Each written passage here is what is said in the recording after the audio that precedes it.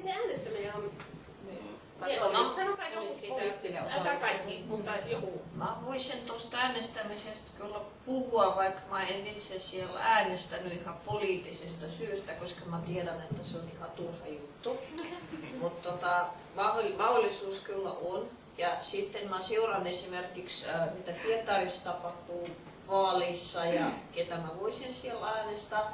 Jos mä näen, että on sellainen ehdokas, jota mä voisin äänestää, niin mä tietenkin mentäisin äänestämään siitä, tarkoittaa paikallisvaalit. Se olisi kyllä ihan hyvä mahdollisuus. Mutta mä voisin ylpeästi sanoa, että en äänestänyt Putinia vuodesta 2000. Ja joka kerta siihen oli jokin painava syy, nimittäin mun passi oli aina vaihdossa. En tiedä, miten se osui aina näin. Mutta nyt mä oon aika paljon helpottunut, koska katson sitäkin poliittiseksi kannaksi, että en vaan halua edes mitenkään osallistua, vaikka on muuten aktiivinen. Mutta siihen kyllä haluaisin sanoa, että yksi syy, miksi halusin pohtia vakavissa Suomen kansalaisuuden anomista, oli nimittäin se, että täkäläinen politiikka alkoi tulla jotenkin kuvioon ja alkoi tuntua tärkeäksi ja halusin osallistua ainakin suomalaisiin vaaleihin vähän laajemmassa mittakaavassa kuin paikallisvaaleihin tai kunnallisvaaleihin, joihin voi osallistua äänestäjänä ilman kansalaisuuttakaan. On tarpeeksi, että olet asunut 2 vuotta Suomessa, niin sitten voi jo äänestää paikallisvaaleissa. Joo, eli tämä on tätä siitä äänestämisestä. Että voisin äänestää enkä äänestä siellä, koska mun mielestä se, mitä mulle näkyy Venäjän politiikasta, niin se on suuri absurdinäytelmä. Ja sen lisäksi mä oon aika laiska ottamaan selvää ja selvittämään nämä asiat. Ja kun ne eivät liitty mun elämiseen, siis mulla on ainoastaan äiti, joka elää Venäjällä ja hän on kutakuinkin samaa mieltä mun kanssa, niin se riittää mulle. Mutta siis tässä huomataan, kun ollaan päästy identiteettipuolelle, niin että se on hyvin erilaista, että toiselle nämä asiat liittyy hyvin vahvasti ja ilmaisee sitä osa omaa identiteettiä ja toiselle ei välttämättä. Ja sen takia, kun multa on aika usein myös mediaedustajat kysyneet, että mitä Suomessa asuvat venäjänkieliset ajattelevat presidentti Putinista, niin mä sanon, että se on yhtä absurdi kysymys kuin kysyä, että mitä Joensuun asukkaat ajattelee presidentti Niinistöstä. Ja sitten tulisi, joku voisi kertoa yhteneväisen mielipiteen, että kaikki pitää sitä tosi hyvänä tai tosi huonona. Ja tämä on pikkasen niin kuin sama asia. Ja mä oon kerran ollut tilaisuudessa, jossa mun piti puhua venäjän kielestä ja kulttuurista Suomessa. Ja mulla esitettiin semmoinen kysymys, että oletko ylpeä venäläisyydestäsi vai häpeätkö sitä? Ja mun piti miettiä pitkään ennen kuin mä sitten yritin hyvin diplomaattisesti vastata, että kaikki kunnia, mutta siis mä en liitä näitä asioita yhtään siihen, että siis se, että mä oon Suomen kansalainen, ei tee musta suomalaista, ja tässä on just tämä kansalaisuus- ja kansallisuuskysymys. Ei edes voissa paistamalla musta tulisi suomalainen, mutta mä oon kotona Suomessa, en Venäjällä. Siis jos mä menen nyt Moskovaan, josta mä oon kotoisin, mä tunnen itseäni enemmän turistina siellä kuin kotona. Ja sekin ne on mulle tommosia objektiivisia faktoja, mä en liittää siihen mitään vahvoja tunteita, en ylpeyksiä, siis sitä paitsi miten voi olla ylpeä tai hävetä jotain, mihin mulla ei ole mitään osuutta. En mä tehnyt sille mitään. Mä voin hävetä jotain omia mokia tai sitten olla ylpeä jostain saavutuksesta, mutta toi on ollut mun taustalla ja that's it. Ja sitten kaikki Dostojevskit ja Tšekhovit ja muut. Siis mä en ole kirjoittanut niitä juttuja, sori. Että se on osa sitä totta kai, mutta se ei ole mulle mikään semmoinen syy olla ylpeä tai hävetä. No ehkä joskus. Nyt me ollaan melkein jo siinä lojaalisuudessa, mistä tässä on tarkoitus puhua, niin puhutaanko siitä nyt sitten? Tässä lojaalisuudessa sä aloitit jo niin hienosti. Niinkö? Mä sit jatkan. Niinkö? Panen Hurjilla faktoilla. Panen kädet tänne näin ja lausun lojaalisuusvalan. Niinkö?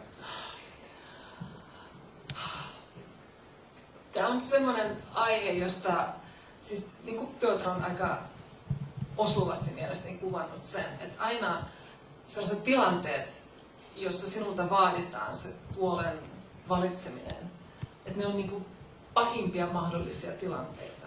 Niissä ei todellakaan, niissä on vaikeaa toimia, niissä joutuu tekemään jonkun myönnytyksen, jota sen jälkeen niin kuin häpeää tavallaan. Eli mä näkisin, että se lojaalisuuskysymys, että se ei kuulu kenellekään. Ja se ei kuuluisi, että mistä syystä niin kuin toisilta ihmisiltä voi penätä sitä lojaalisuutta ja toisilta taas ei. Toisilta se on jotenkin niin itsestään selvää lähtöoletukseltaan. Ja toisilla taas se ei ole selvä, vaan se pitää selvittää aina se lojaalisuus. Jospa tällä tavalla vastaisin nyt tähän kysymykseen. Puhtaasti lojaalisuudesta, puhumatta muista asioista.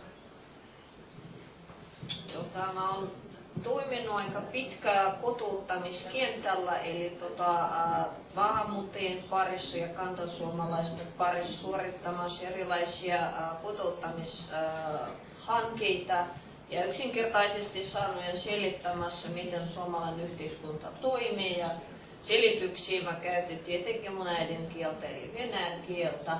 Ja sen työn kautta mä huomasin muutama juttu, jotka eivät kuulosta kivalta, siksi, että ne koskee ihmisen tosi syviä vaistoja ja alitajuntaa. Alitajunnassa ei ole yhtään kivaa, koska se koko ajan muistuttaa meitä, mistä me ollaan peräisin.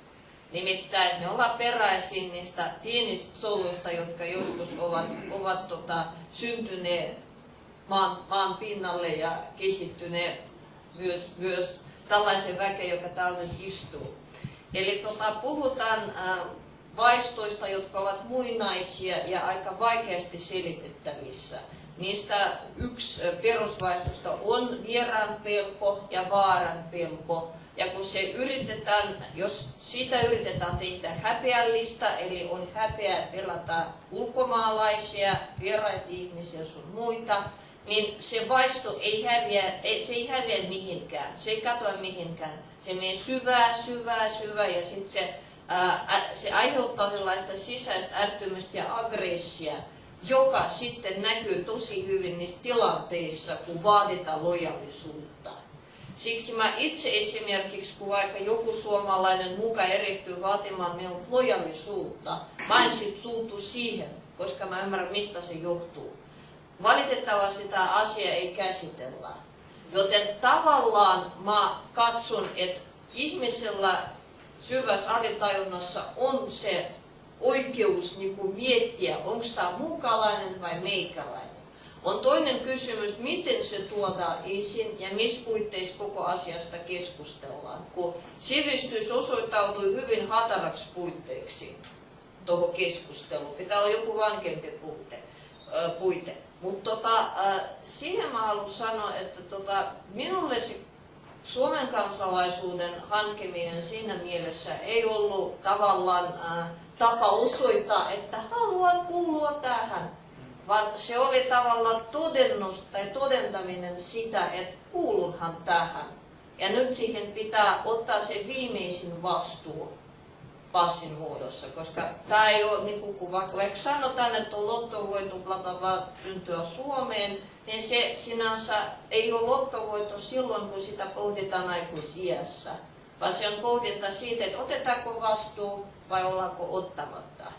Ja mun pointti noissa lojaalisuuskeskusteluissa oli aina, että hei, kunnioitakaa sitä mun valintaa, että mä oon valinnut sen vastuun itselle ja kannan sitten sitä toista passia mä en valinnut, joten mun vastuu Venäjä kohtaan määräytyy aivan toisella tavoin. Ja mulla on tavallaan erityiset vapaudet määrittelemään sitä nyt, etenkin tässä poliittisessa tilanteessa. Ja etenkin siksi, että Venäjän päättäjien kanssa mä oon ihan toista mieltä monista asioista.